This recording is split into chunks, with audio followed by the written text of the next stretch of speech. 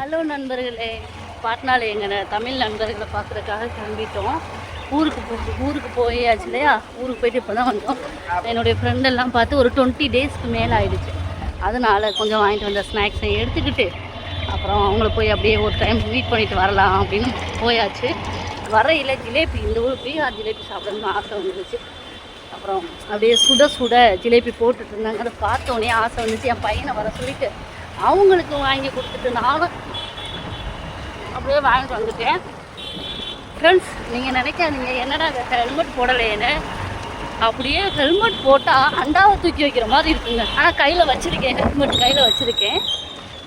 நான் அந்த கொஞ்சம் மெயின் ரோடு, இப்போ நம்ம வீட்டு இந்த சந்துக்குள்ளே தான் போயிட்டுருக்கோம். இன்னும் ஒரு சவுண்டு பாருங்கள். ஆளே இல்லாத இடத்துல இவ்வளோ ஹாரன் அடிச்சுட்டு போகிறாரு.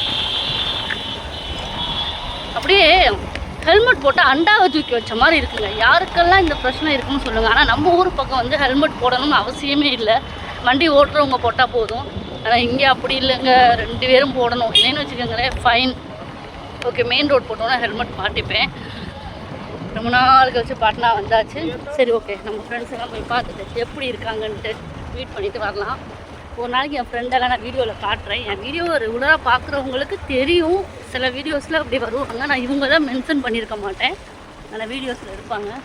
இங்கே பாருங்கள், இங்கெல்லாம் அனாமத்தான் அந்த கீரை இருக்கும். ஆனால் பறிக்க விட மாட்டாங்க. முருங்கைக்கீரை, இந்த ஊரில் முருங்கைக்கீரைலாம் சாப்பிட மாட்டாங்க. நம்மளையும் பறிக்க விட மாட்டாங்க. ஓகே, பாய்.